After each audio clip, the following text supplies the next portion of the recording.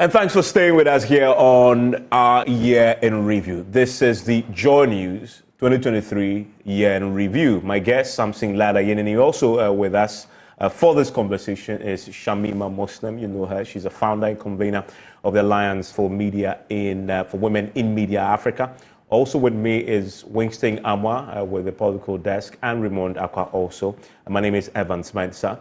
And if you missed it, we've already gone through quite a bit already. Now let's focus on the big political stories of 2023. And gentlemen, I'll come to you first. When we came around at the beginning, all of you had in there Bawumia and the resignation of Alan Kyerematen. Let's look at that. Because they are linked, is it not? Because when Alan resigned, paved the way for the overwhelming endorsement of Dr. Bawumia. And then, of course, there was this slight fly in the ointment called Kennedy Ejapon. But let's talk about the Bawumia election. Why is it a big story? Because in 2012, let's say 2016, when the NPP won the election, it was almost like we are returning to the old ways where Akufo-Addo finishes his term, then Kyerematen is next. Even in 2008, when Bawumia came on, it was not foreseeable to many people that this is a gentleman who's going to be the flag bearer of the party after Akufo-Addo. So a lot has changed between 2016 and now, which has made him a formidable candidate or person within the party. A party that, let's be quite clear, he was not a member of as of the time that he was being made running mate. You get the point. So the understanding is that one of those things that happens in politics where there's an upheaval, which distorts a certain ordered format. This is what happened here. And people are still not okay with it. Others are still waking up to it. This is because it is possible. And look at how Aliu Mahama suffered, or how he was actually, not suffered, I mean, how he positioned himself and told everybody that I've been president for 2 years because of the time President Kufuor was away from the country. And that he has learned a lot from President Kufuor, so he deserved the next slot. And it didn't happen. If there was any chance that Bawumia would be the flag bearer of the NPP after Akufo-Addo, I'm sure in 2008, many would have thought it was not really a huge possibility. Because if he had drawn a huge line and the queue is properly ordered, rank ordered, he would have been, if not at the bottom, close to the bottom. And many people will know that. You get my point? So it is the fact that a man of his repute and stature, unknown 2008, becomes so popular and now is leading the party. And the machinations and the restructuring that has gone on within the NPP to make this possible, that is what has actually made the Bawumia candidature quite interesting. Also because, and then people have raised the fact that he's Muslim and that he's also from a certain part of the country that has not led the NPP as flag bearer before. But to me, those ones they were not as important as they struggled to be there. And what happened to the party in the throes of making Bawumia the leader, which is what led to Kyerematen leaving in the first place. Everybody would agree, and they have stated that. And first, we were trying to say, oh, no, it's a contest and all of that. But we know it is what led to Bawumia becoming flag bearer that led to Kyerematen leaving. Kyerematen would have still been a member of the NPP today if that process has not happened. But let's move it on. The other phenomenal happening is a bold man like Kyerematen leaving the political party and saying, I'm not forming my political party. I'm not asking MPs to leave the party and joining me, but I'm forming a new movement, giving it the characteristics that's actually been given. Trying to do what has been almost impossible by everybody who has tried it since independence or since our fourth republic, if you want to narrow it down. The Gusitanos of this world have tried. The other people who seem to have had some gravitas, including Cornelia Rollins. But if you see the numbers today, that I almost said elephant, that the butterfly, the monarch butterfly, runs around with, The numbers that follow their engagements. Are you really telling me that you saw the numbers and you think that it's... No, it is an indication of a certain movement. Let's not wish it away. But this is Ghana where crowds can be procured. No, I'm not disputing that. How much are you placing that much value? They don't get them. Some try to get people. They pay. They don't even get them. And I know what I'm talking about. If there's a demonstration that was supposed to happen, that they put buses there with money, that people did not enter. This is Ghana. I mean, a crowd. I put really little value on crowds. No, political crowds. Also because of the times we find ourselves. Especially when everybody else is wearing a particular T-shirt. No, I get you. And it's imprinted and shared. It's mobilization too. To win an election in the Republic of Ghana, yeah, but you just do not have to wake up mobilizing. Yes. For a rally or a walk. It's quite different from mobilizing to vote. I am not disputing that. In fact, I'm not even saying that today Kyerematen is winning the next election. It will be far-fetched. But it is the impact he will make on that election that is important, especially on the fortunes of a political party that's seeking after 2 terms to win the next election. And needs Ashanti region. Yes. And he's mobilizing those numbers in Ashanti on the street. Consistently. Yeah. And the impact he's likely to have on them. And let's not wish it away. I don't know if you have family members from the Ashanti region, whichever section. Me, I have family members who were born, bred, grew up MPP. Even if the MPP is in the worst of times of toil, they will still remain MPP. Who are today more interested in the fortunes of Kyerematen than the MPP that they were born, bred, and trained with. Interesting. And it's not something you can wish away overnight. And that's what pushes a certain election 2024 into a different spectacle with a lot of things that have not been covered by previous elections. I mean, with a lot of factors that are so genuine. Are you suggesting refreshing and new after saying that Dr. Bawumia's election it's so significant, seminal for the MPP, that a setting Alan Kyerematen will make it impossible for him to achieve the ultimate dream in 2024? Of winning it. Yeah. I think it's one of the biggest. If Bawumia is able to win with all the factors, he would have been perhaps, maybe aside Jerry Rawlings, he would have been the most instrumental fourth Republican politician in terms of numbers. He's able to win, aside all the factors. Let me do some. I'll do the later analysis. I mean, where this is social science, so we're allowed to reasonably infer. And I haven't run any polls, so I probably just will use my own analysis. So let me just give that caveat before somebody says I'm going to make a prediction. Before your friends declare. they say that I am going to make a prediction. But so this is it. If anybody had told you in 2008 that Bawumia would be flag bearer of the NPP in 2016, I agree with them when you would have said no. Post 2012. 2008. I said no. True. Post 2012. I would have said yes. You'd have realized, no, hold on a minute. And by the time Bawumia was done with the election petition, being the star witness of the NPP, in fact, his ratings in the NPP had soared above Akufo-Addo. In fact, when Dr. Addison passed away, the entrepreneur, Dr. Addison in Takoradi, when he passed away, I was in Takoradi. I think it was, his funeral was on the 30th of August, 2013, where Philip Addison, and Akufo-Addo, when Bawumia got to the place, everybody, in fact, when Philip Addison... Post 2013? Yes, that was in 2013 when Philip Addison got there. Everybody even wanted to, at the time, Philip Addison had even become very popular because of, his defense of the NPP or being the lead counsel at the time. Now, around that time also, and this is, one thing, I think I may have said this before, that if Alan Kyerematen had done the things he's doing today, yesterday, the story... Break it down, because that's something we've analyzed, but we are now doing it in the public domain. What things is he doing now that he should have done when he was in the MPP? So Alan Kyerematen touching base with people the more, going around, commenting on issues, getting in touch with the youth, engaging in the kind of conversations they want to engage in. Not playing safe. Not playing safe yes. That's what I'm trying to say. Not playing safe like he used to do. Taking on national issues. Exactly. Commenting. In the past, it looked like he was playing safe. It looked like he didn't want to step on anybody's toes. In politics, you may step on a few toes. They would agree that, you can't be liked by everybody. Now, if he had also taken a constituency, as in gone to parliament, remained in the limelight. Now, if Alan Kyerematen had granted a lot more interviews and had been seen more when he was Minister of Trade and Industry, because today, but you have to end the sentence. If he had done all that, then what?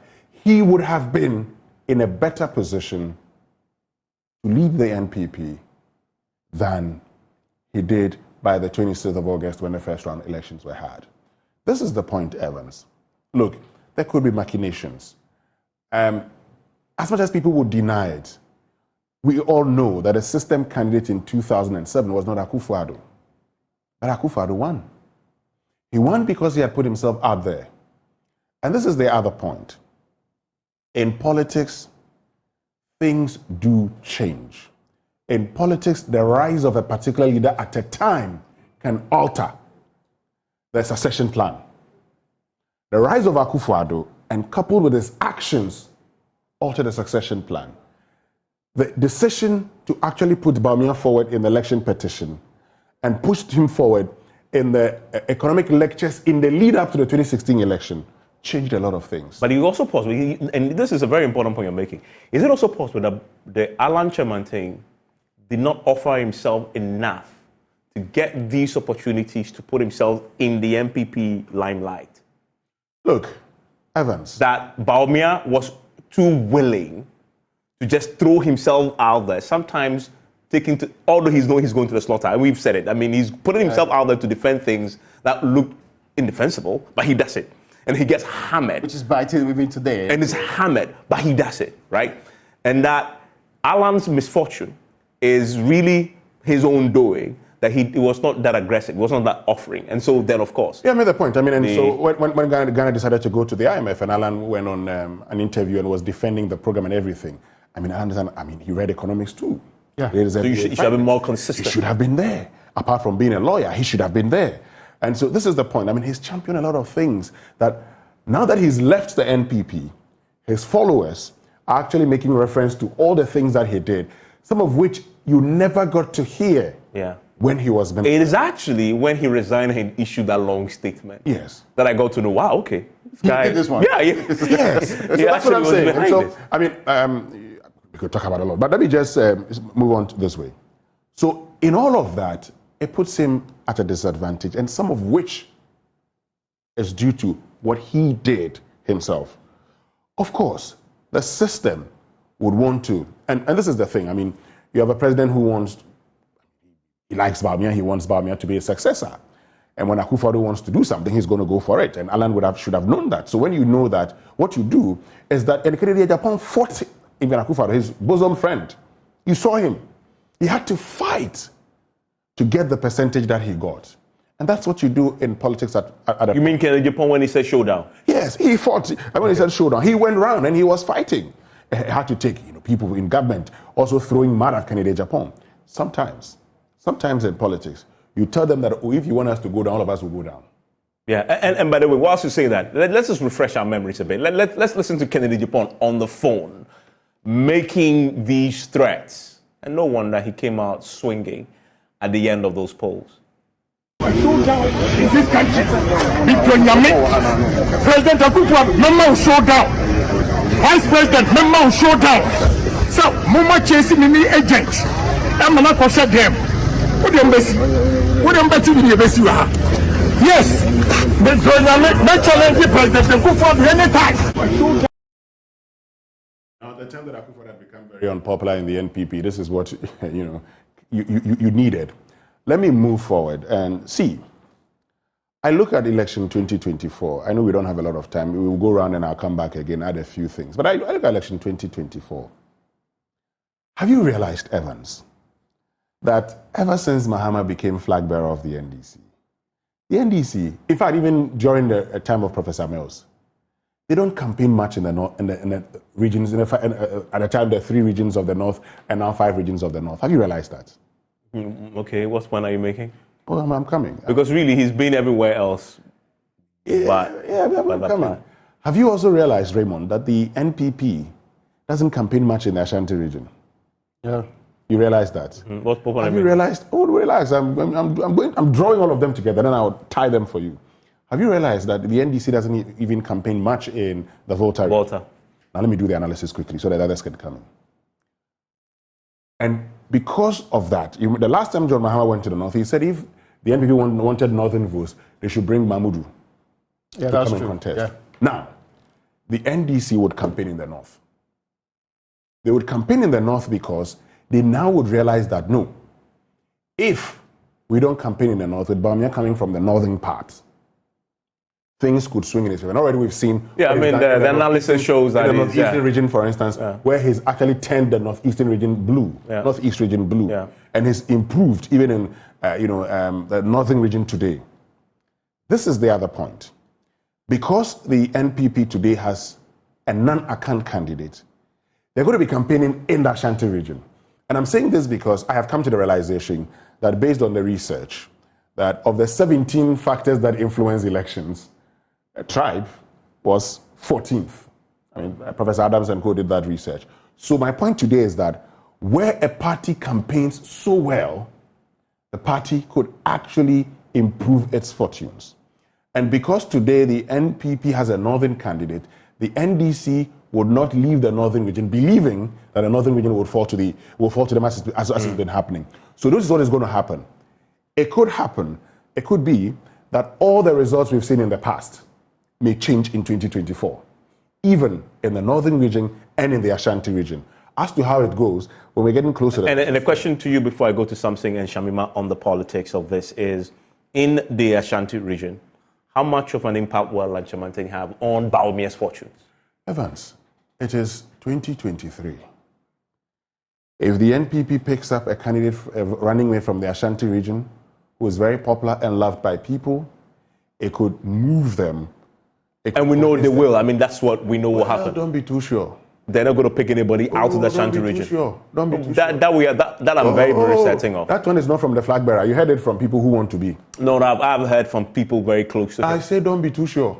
Okay, let's move on. We'll come to when the reality comes. Yeah, don't be too sure. But you're saying, assuming they do, because that's more likely than assuming not. They do, and based on what the person brings on board. Now, whatever it is, Alan Kyerematen will get some votes from the Ashanti region. Would he deny the NPP 75% of the votes in the Ashanti region? Yes or no? Denies them. No, that I can't say now. I can tell you that by September 2024. If he denies the NPP 75% and gives the NPP, say, 70%, I am sorry. The NPP lost the national election. is losing the elections. Okay. But if they get 75%, then the NDC should feel sorry because it becomes very difficult. The Ashanti region votes are able to cancel that of the Volta, the northern regions, and so that the battlegrounds becomes Greater Accra, Central, Western. Samson, are we overstating the significance of Bawumia's emergence as a flag bearer of the NPP and Alan's potential impact? I've been enjoying Alan's popularity amongst the people that he's been able to assemble over the period. I don't want to attempt to, as it were, forecast, but it does appear that he will give some people a good run for their money. Okay, some people. I mean, Samson, you're being very, very cryptic. Expand. I mean, let's be frank. You obviously have watched the political space for a while. How much significance do you place on Bawumia's emergence? First Muslim, of course, to lead the party. First person of northern extraction too. How significant is that, and how much will that affect the outcome we see in 2024? Because Bawumia John Mahama too emerges from that same place. I suspect even the NDC will admit to you in private that Bawumia is their biggest headache going forward.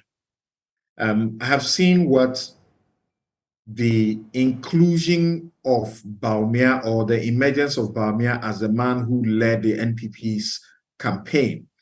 Look, you can call it whatever you want, but he led the NPP's campaign on the two occasions when they won, particularly on the first occasion. It will appear to me from what I have seen over a period that without him, Akufo-Addo would not have become president. That's true. And for what he appears to have done in the, northern regions in the north, I'm sure that the NDC, in their closet, in their hearts of hearts, will confess to you that he's their major headache. And because of how our politics is run, people do not particularly, especially vote on issues. First, they'll vote for the party. And second, they will look at the other considerations, religion, ethnicity, among others. But if it had to be on the record of the economy, then you would have said that he wouldn't mean much because of what has happened to the economy. I mean, and Shamima, were you surprised? I mean, did it come to us as a surprise when you heard that Alan was resigning from the MPP? And at that time when it did, I wonder what you thought it would mean for Bawumia, because this happened just before the internal primaries and, of course, the potential outcome of 2024. Well, so thank you. So, did it come as a surprise? Well, yes, I thought that I didn't expect that he would resign from the party, even though he had, made his grievances publicly known and known very, very strongly. And what it also showed was that sometimes our democratic political parties are not inherently democratic. And again, going back to the point of procuring power from the people, because I think that the issues that members of the party raised against the party itself are not issues that can be, brushed under the carpet. They're very, very serious matters. I mean, Ken Ejepong, so many other, members of the NPP had major issues with the conduct of the election, bordering on fairness. And for me, when he actually took the decision to resign, I was like, okay, if I was in Kyerematen's shoes, what will I do? So I'm looking at the age of Alan Kyerematen. This is a position he has always wanted to also, grow into, just like, current president Nana Akufo-Addo, it's been his lifelong ambition to become president. And here he comes face to face with the reality that he just might not ever, get the opportunity or chance to lead the new patriotic party. What alternative ways can I still have a semblance of that realization of my dream, my long-held dream? And for him, what does he have to lose? Maybe he's not thinking about his posterity or, his generation and how his decision today might affect, their chances in the future. But each and every one for himself, God for us all. So for me, I think that we must not underestimate the impact of his butterfly movement, whether he's building it as as something he would later use for a negotiation of whatever, I don't know. But as it stands now, and with the mobilization that he's doing and the fact that he's very focused on the Ashanti region itself. And yes, like one of you said, I forgot who said it. I also have heard statements made by strong NPP people. A friend said his mother, who is a diehard, she's an Ashanti, a diehard NPP person, tells him that there's no way he's going to vote. She's going to vote in the 2024 elections. So the NPP, also because it is the party in government that has done 8 years, that has also bequeathed for this nation unprecedented problems. Samson referred to the dichotomy between the individual and the party and the nature of what informs people's political decisions. People will consider party mostly before the individual. The individual will just bring in the added, considerations to make the decision easy for the electorate. But here we are, the vehicle on which Mahmoud Bawumia is running on is very, very rickety. The road that this vehicle is plying on is very, very rickety, like the roads, literally like the roads in many parts of Ghana today. So that is already a huge disadvantage to the candidature of himself. And I also do ask, though, I asked that, so today, where will Bawumia say, as an individual, say is his stronghold? Where can Bawumia hit his chest and say that me, Bawumia, me, myself, and I, without the instrument of the NPP, where is my stronghold? That's a question. Well, if you look at the Northeast, where he comes from, he has flipped it over many elections from when he first came into the scene, when the gap between the NDC and the NPP was yawning. So now he's flipped it. In fact, when was the last election? Sorry, you mean? I said, when was the last election? That 2020. Saying is that the dynamics into 2024 are different. And that question still needs to be asked, because we also come from these regions. We know the general sentiments within these regions. I say that it's a contest between the sons of the savannah who will carry the day. Ultimately, 2024, December 7, would realize. But there are really deep-seated problems. Yes, the fact of Ashanti being a well bank cannot be overemphasized with regards to the volumes of votes that do come from there. And that is why the Allen Kyerematen factor cannot be wished away. Yeah, I mean, and that's the damage. It's a reason. Yeah, I mean, it's a reason why I think 2024 is going to be absolutely fascinating. I mean, you talk about the other things that people concern in voting. You mentioned the tribal, but I wonder where the religion factor is in. But it's not going to be an issue. It's the reason why is As a Muslim, can I answer that question? Yes, please, and briefly, because we need to quickly. I think that in this country of us, if any religious group can beat their heart in their chest and say that their political decisions over the years have not been determined wholly and solely by religious considerations, it is the Muslims. And if you looked at the NDC and the history of the NDC and the candidates over all elections, even since 1992, even when they didn't have a Muslim on the ticket, the Muslim areas still came out and voted for their party. So I think that somehow the Muslim vote is quite sophisticated in that regard. They would make decisions not wholly determined by religious considerations, even though it would be beautiful to have Ali Muhammad tried meals and meals ever paired with, what's the name of this? My uncle, I forgot it. Samson, do you remember? Who? Mohammed Mumuni. Mohammed Mumuni.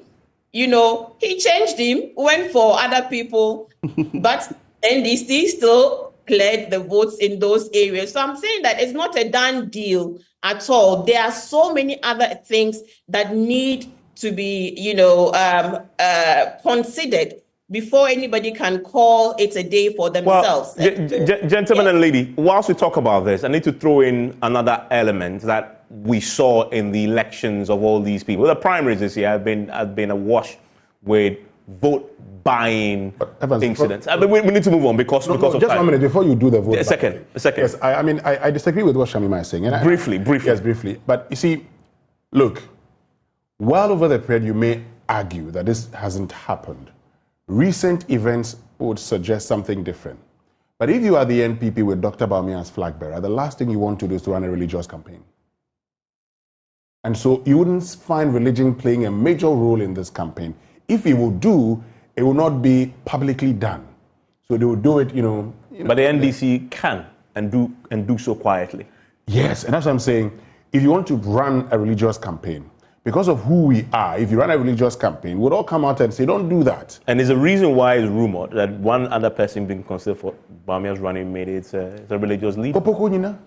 Yes, he's been considered. I mean, his name has come up also because you need that kind of thing. But Bawumia, which part do you disagree with? I don't get the... No, that the religious, she's asked a question. I'm saying that you have said that, within the Muslim area, for instance, they've been very sophisticated, but I'm saying that recent happenings do not support that. Because the Muslims may just not follow somebody who is a Muslim. Because today, there's been discussions even within the NDC where they've been unhappy with the treatment meted out to John Mahama when he went for an event where Bawumia was there, because they felt that Bawumia was given preferential treatment than John Mahama just by virtue of his religion. So, and as much as I don't want to focus more on it, recent comments even from certain people close to the National Chief Imam would dispute that kind of thing. So, but the NPP, it's not scientific. It's not scientific. Well, but Shabima, what you've said also. Listen, using individual comments or inklings, you cannot use individual comments and inklings to override a parting over a period of time. So I'm just saying that it's not an easy road. It's not a done deal without the work being done. That's the point I'm trying to make. That the Muslim vote is not as easy to convert on the back of religiosity. That's just the point I'm trying to make. But Shamima, observation is also scientific. And once you didn't give us a survey, if I observe things, if I interpret people's statements, that cannot be said to be unscientific. It's a scientific way of analyzing data. That's just by the way. So it's a fair point. Yes. Okay, so let's do vote buying now. Let's do vote buying because I'm looking forward to this, and then we'll move on quickly to see the other part. We just found just too much evidence of this year. What's your view?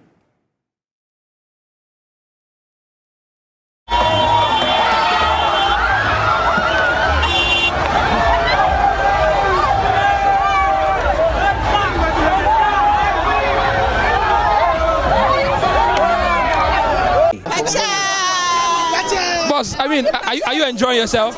More than enjoyment. At least 4 candidates were providing assorted food for breakfast and lunch. You name it. I eat rice, wache, and kokonte. Interesting. One person, you? Yeah, only since morning? Since morning. 3 drinks. Minimum tea, kosiana bread. Madi jollof rice and a chicken to a cassia.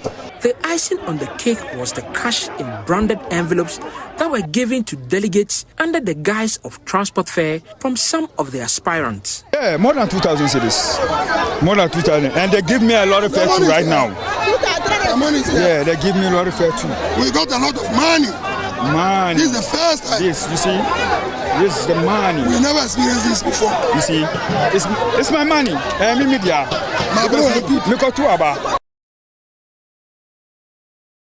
Well, Samson, I want to bring you in here because the OSP had tried to do something about this. Because we've been talking about this for so long, right? And honestly, this year it got worse. This is the worst I've seen when it comes to vote buying. It is so blatant. They're not hiding anymore. They're showing you. They are bragging about it. It is like a trump card to win. And the OSP issued a wanted notice, and put people's faces. I don't know what has become of it. But tell me from where you sit. This clearly has gotten worse in 2023 as we review the year. And nothing has happened just yet. You hope for that something will happen that will end this, because we're going to an election year. Yeah, it's the reason, Evans, I try to support the Office of Special Prosecutor for the attempt, because the law is tricky. Regardless of how tricky the law is, when it comes to criminal prosecution, many would prefer that you are prosecuting on a law that is clear-cut. But you have, in this case, you are going to rely on laws that the parliamentarians appear to have been deliberate many years ago when they made them, where if the election involved is one that does not involve executives of your party, of the party, or the leader of the party, then you cannot classify it as a public election. So to classify it as such, the election of the executives and the leader of the party must be the election in question. So it was easy for the OSP to go after someone who was paying money in an assembly election, because that is a DCE election, because that is a public election simpliciter. In this case, the OSP will have to now, in addition to whatever law he will use, rely on the case that we have now referred to very often, Yebi and Avalifo, where Obeda Samuel's 100,000 was, he accused 2 police officers, of stealing that money from his bedroom. And it turned out that it belonged to the party as they alleged. And then the question became, if it's money that belongs to the party is not, so to speak, a public, a state entity. So you cannot be prosecuting them under the law. And then the Supreme Court gave a ruling and to say that because it takes the members of the public who subscribe to a party and who fund the party, then they could be prosecuted under, there could be a prosecution under that law.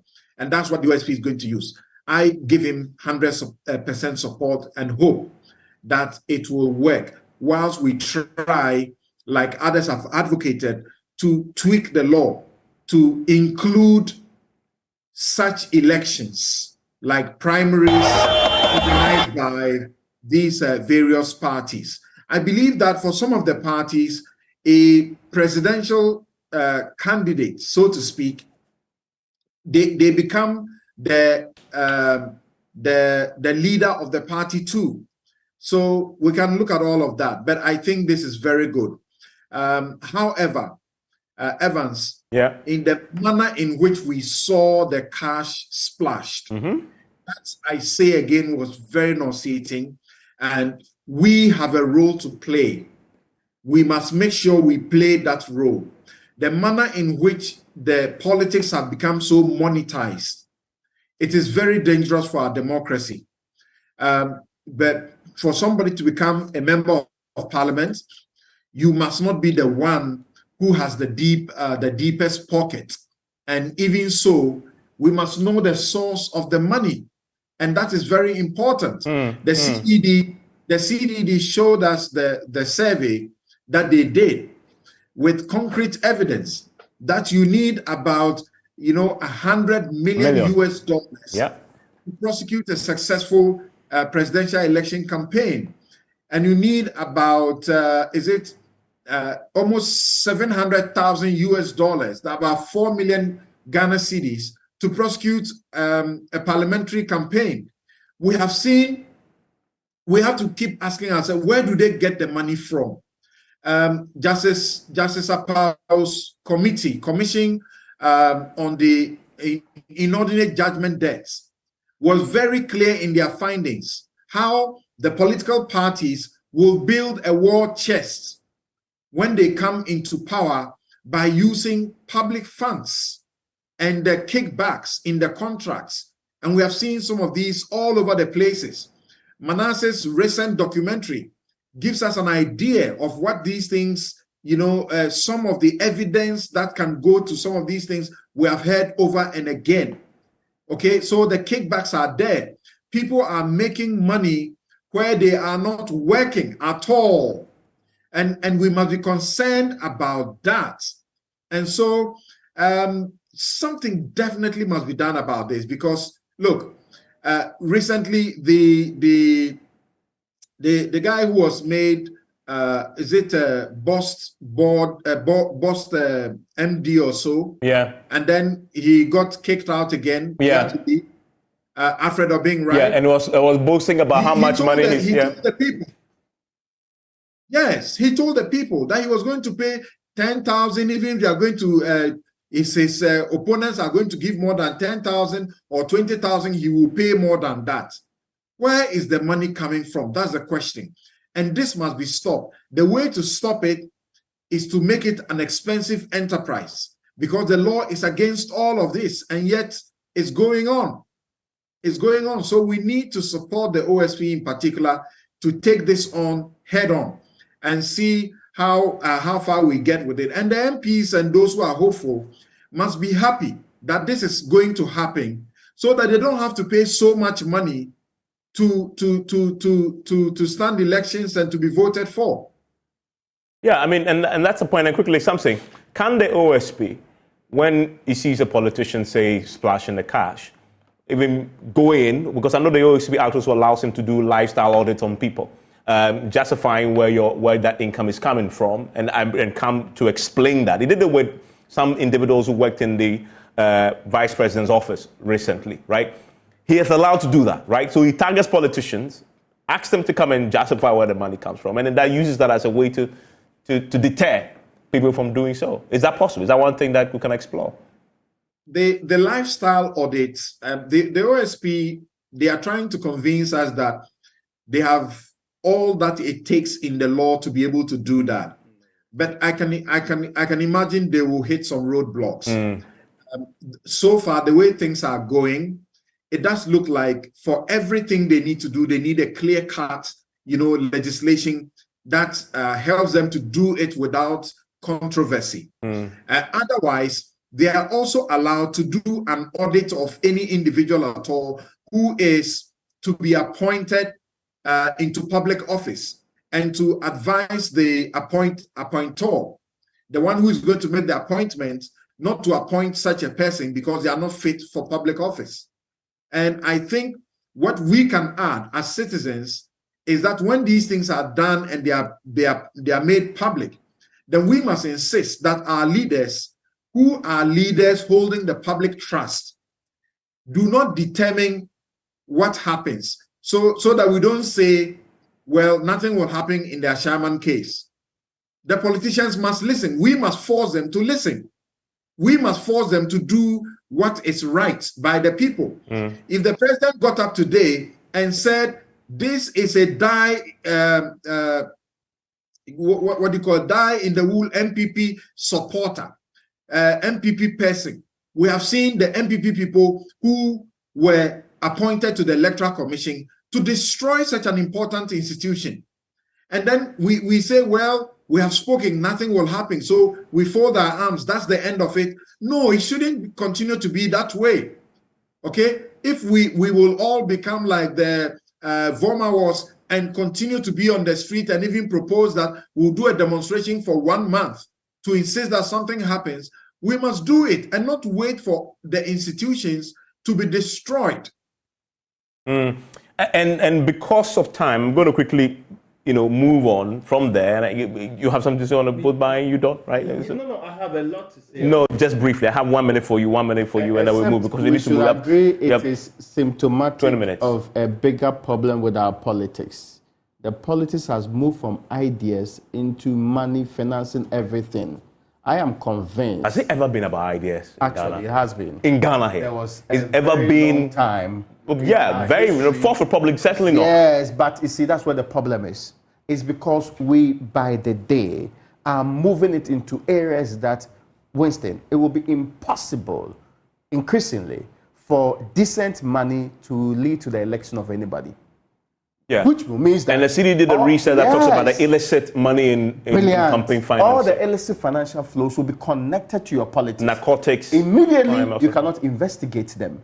Immediately, you have all the roadblocks. Your judiciary will be useless, and will get to the point that you have elected people, but they are poodles and they are being controlled by puppet masters who are drug dealers, who are people who have no shame at all when it comes to public morality and do not care about your system. Yeah. So that's how serious the matter is. As to whether the NPP and NDC are committed to that process, I doubt very much. Well, because they are very establishment as in units. Well, I can tell you that I've been part of a small group of civil society activists led by CDD working on changing the campaign financing legal regime, right? And there you have senior members of the two main political parties represented, and they seem very committed to the process. So we are really at the end of that, where to be coming to Parliament for. They're what? They're very committed. At the committee level, they seem. I have to say something, no. Yeah, I mean, but all of you, very strictly, Samima, just a second, very strictly, 60 seconds on this, and I need to move because I have 20 minutes to wrap up. Yes, you. Let Shamima finish and add. No, you first. Samima will get Evans. When he's in the studio, you will not give me. No, wait, I'll come to Samima. Yes, Winston, go. 1 minute, strictly. I mean, as sad as it is, today, even the delegates expect money before they vote. Now, not only expect, they take and then they show it to the world that we've taken. And so, in fact, there was the first time it happened, and again, they say, no money, no vote. It was an MP primary. In the November 4, the people said they have not brought the monies because they had heard that one person was giving 400, another person was giving 300. Yeah. So if they don't bring them the money, they're not going to vote. Yeah. And that's where the problem is. I mean, I was just reading about John Edwards when he, some campaign financing contribution problems. He was tried in the US, John Edwards, in Ghana. Okay, your time is up. The point is this. This is something... Which are 1 minute. No, you don't. This is something that is hurting our democracy. Yes. Unfortunately, the people you expect to help deal with it are the ones making They are not deep in it. Yeah, okay. Shamima, 1 minute. Hello? Yes, I can hear you. Emma, can you hear me? Loud and clear. Well, so you allowed Winston to take the winds out of my sail. Do you see? So the point I was, but I'm still going to make. I think that we are all agreed that our current politics and electoral system and our political party organizing is not sustainable. But we cannot solution it through the expression of the problem, because we all seem to be looking at the manifestations of the problem and not the root cause of the problem.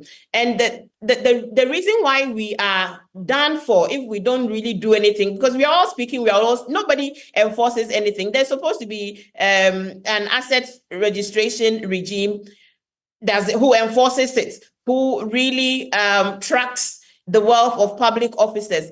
We don't enforce anything consistently. And if you look now at where the politics is going, where now the citizens, then you know that we have ventured into the third dimension of power, where there is complete power over the citizens.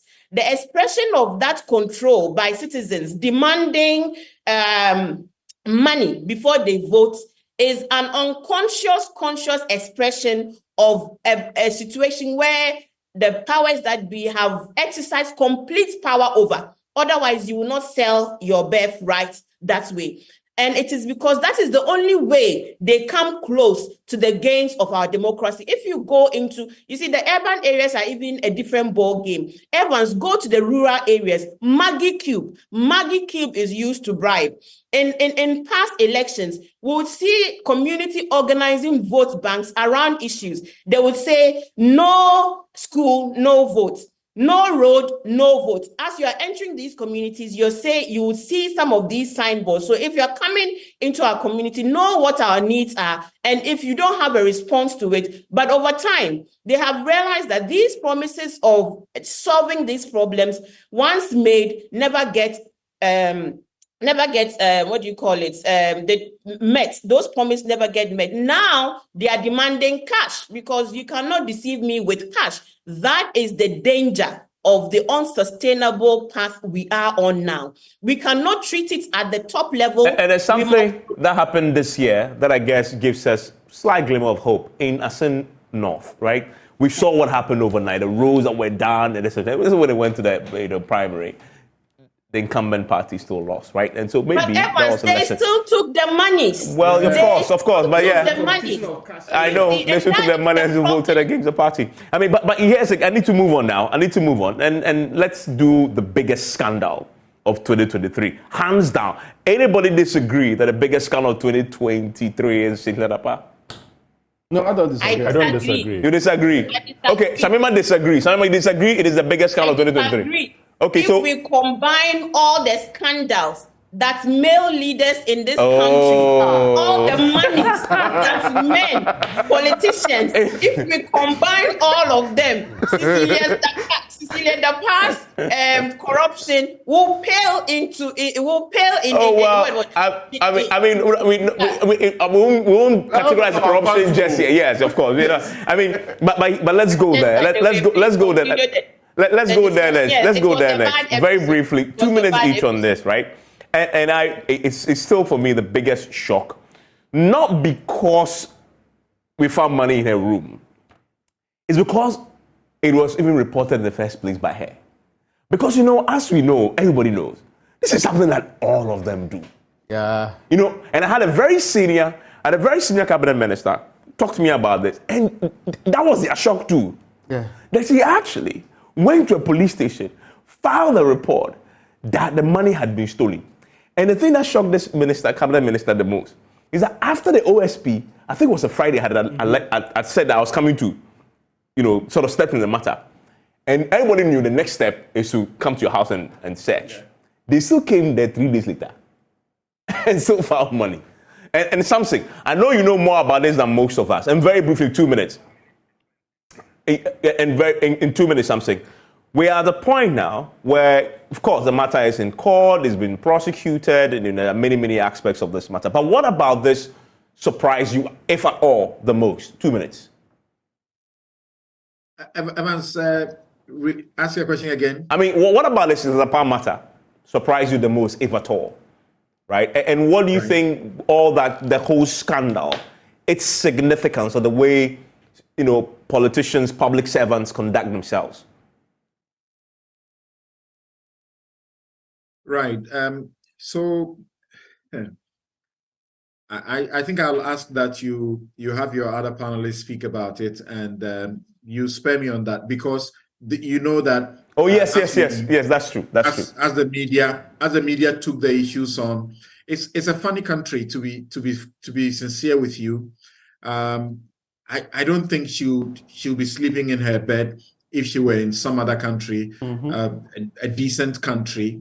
She'll be sleeping in her bed and hiring lawyers to do the things that we find going on. I don't want to say any further because I am leading a defense against the suit against, you know. Yeah, I know. I mean, so this is a quick explainer. If you forgot now, Sinkladapa, this is it.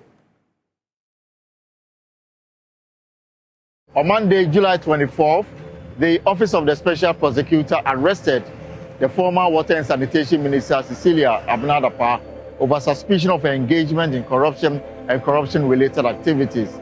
Media report has suggested that the minister caused the arrest of 2 of her former house help after she detected he had stolen $1 million, 300,000 euros, and millions of Ghana cedis.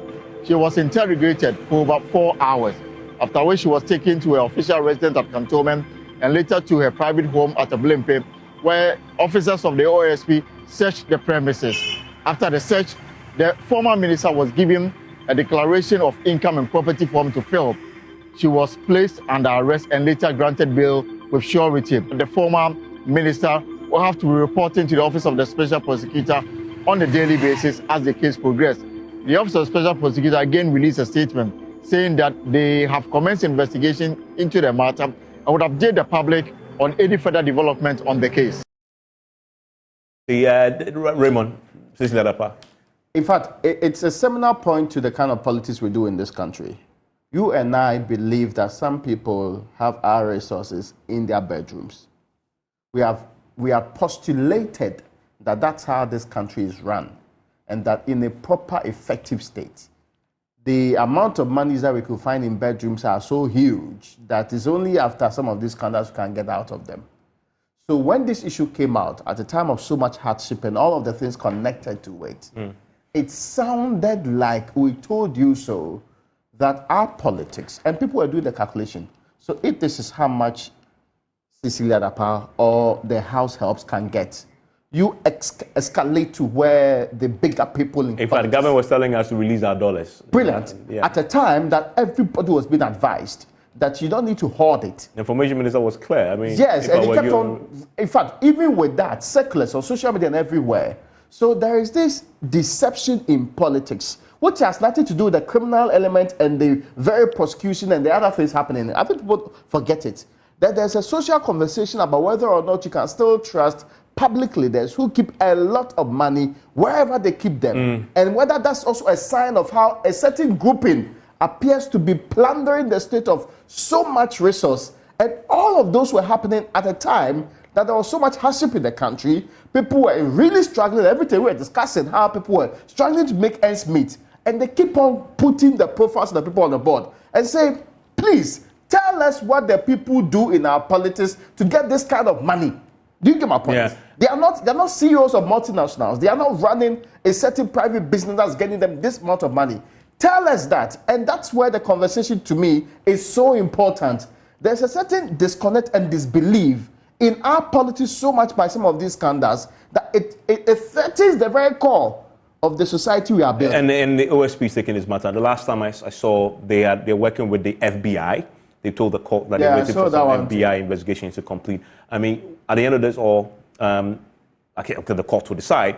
But in terms of what he was saying, what do you think Ghanaians will remember all next year? Would it have an impact politically? Well, that's something you may not be able to say for now. I'm sure when the elections are done, and we don't do exit polls in this country. But, I'm sure that in the build-up to the election, once you monitor the campaign, you would know. But look, this is it. Whatever. Just a minute. Yeah. Okay. Whatever happened, this is a scandal that one would hurt Cecilia Dapa. It would stay with her forever.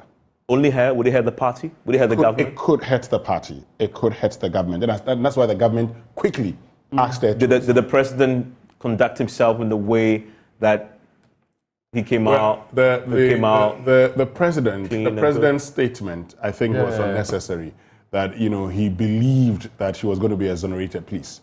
And that is actually preempting what is going to happen in investigations Now if she's exonerated. Now if she's exonerated, it means that the president, and so when people say you're a clearing agent, you're saying I'm not a clearing agent. Meanwhile, you said this. Whatever it is, let me be very honest with you. I don't believe all the stories about but it's for this, but the long and short of it is that it is good that today she reported to the police because we're talking about it. If she didn't report to the police, we wouldn't have known. And if I were the OSP, the lifestyle audit and everything that will be conducted, we'll be conducting more on other ministers, particularly ministers that you realize are not doing much, but they have a lot of budgets. You should be checking them. Well, let's quickly touch on two quick stories, and I just have 4 minutes for this, and then we'll wrap up with a soundbite of the year or less. Akosombo Dam spillage was a big one. That affected lives as of the year. And this is very brief, Samson, very, very brief. And you're going to have a quick word and then Shamima too on Akosombo Dam spillage. It's about what we expect should happen about this in 2024. The residents, there's been a call for them to be compensated. Resettlement. The government said they devoted money. It was in the budget. We haven't seen any of that movement just yet. In very clear terms, what do you expect should happen, considering the number of people who were affected in 2024? Shamima, you two, very briefly, in 1 minute each, on Akosombo Dam matter. Samson? Asking questions. Samson? I expect that, yes. Can you hear me? I can, yes. I expect that beyond the media, asking questions of the management of the VRA, there should be a properly set up panel by the state to understand why what happened, not because it could not have been a disaster, but again to learn that there is an insurance cover when the managers are supposed to know that this is possible. That beats my mind. Yeah. So something definitely must happen. a proper way of resettling the people must happen. Okay. Shamima? If I'm not going to get a time to, will I get my wrapping up comments? Otherwise, I'll just use the opportunity because to sympathize again with the victims. I think that what ought to be done is well known, and we'll be watching that it is done. But on the Cecilia Dapa issue, just let me briefly say that my preliminary comments were just on the lighter side. But on a more serious note, I will tell you that it was it dealt a very devastating blow to many of us who are advocating women leadership. Unfortunately, she had to be caught to let us really understand. So she sacrificed herself that we may know how this system operates. Because for the life of me, I don't know why she would have gone to make this report, but it was ultimately to the benefit of us as Ghanaians who like to see evidence. Without evidence, you don't get to be believed. The other few issues I wanted to table. Yeah, we have 1 minute. 1 minute strictly. Yes, I want to, hopefully next year we would also still keep eye on impunity against journalists so that we can protect media and journalism, so that media and journalism can still continue to build this democracy. I also want to highlight the social issues that young people are faced with, and women, the sanitary pad issue. We still want government to ensure that it is made affordable for every girl, every woman across the country. We don't decide to have menstruation. Young people are also, adopting certain destructive habits. Okay. The issue of drugs, the issue of gambling. Please, these social issues, Evans, next year, let us keep the spotlight on them. We are losing our youth to all these avoidable problems. Great. Let's end now. Social protection. Protection. Let's end now let's end now with three quick things. Soundbite of the year. I mean, there are a few of them. My personal favorite is the one by the special prosecutor. But there's this Ankwanoma. Yes. Yes. Let's listen to this one. Of office as president. I took the oath of office as president of every single individual in Ghana. And whether they voted for me or not, once I have taken the oath, I am the president of all the people. Let us bring before you the body of our investigation as evidence. Now, if you look at it and you decide that the evidence does not show up to the standard of proof required in criminal cases, then you can dismiss it. But don't prevent us from doing our work, from investigating. It is dangerous. As I said, I wasn't sounding as a prophet of doom, but there is doom looming ahead of us. That very soon, a murderer will boldly walk to court to seek an injunction. Should I feel frustrated and resign? I took an oath when I was sworn in. And in my life, when I take on the reins to do something, I do it to the best of my ability. Those who do not understand Tree, please forgive me. They say I'm a Ankwanoma. They make cry about for it. Me dear me to me. I'm reswa. Eko. In this country, President Akufo, Mama will show down. Vice President, Mama will show down. So, Mama chasing me agent. I'm not going to shut them. What do you mess? What do you bet you mess? Yes, the challenge President Akufo anytime. Which one is your soundbite of the year? No, showdown. Okay, showdown is soundbite of the year. Samson, which one is your soundbite of the year? Samson, please. Samson. Okay, well, Shamima, tell me your soundbite of the year while Samson fixes his audio. Me too, the same. Okay, showdown. Okay, Samson, are you on now? Let's sing the song. Okay, let's do the goof of the year, by the way. Which one is your goof of the year? Yes, yeah, Samson, which one is your soundbite of the year? Oh. From the three we played. Soundbite of the year. Showdown. I didn't think about it. Forgive me. Okay, no problem.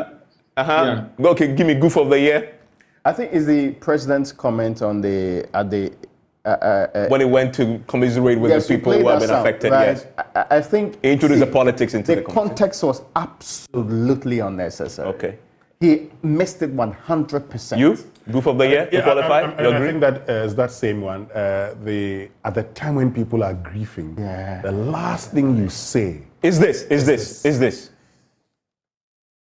Let's hear the president.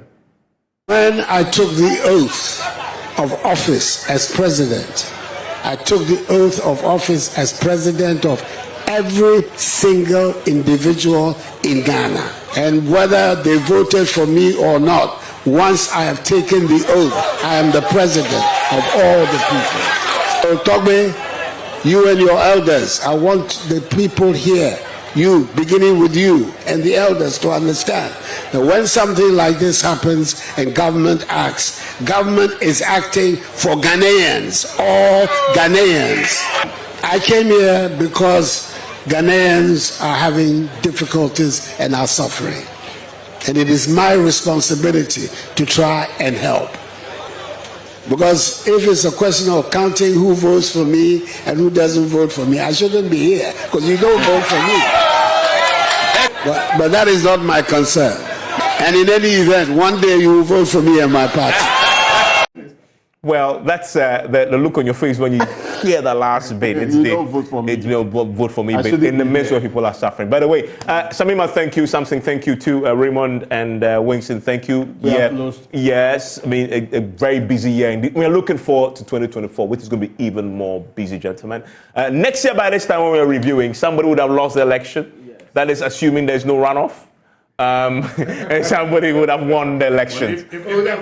If there will be a runoff, by now we'll be calculating. Yeah, we'll be calculating, so we'll know yet. So yes, we'll be here, your election headquarters. You know that's all we do. We won't miss a single thing. Next year's year in review will be all about the elections and its outcome. Enjoy the rest of your evening and the rest of the year, by the way. See you in 2024.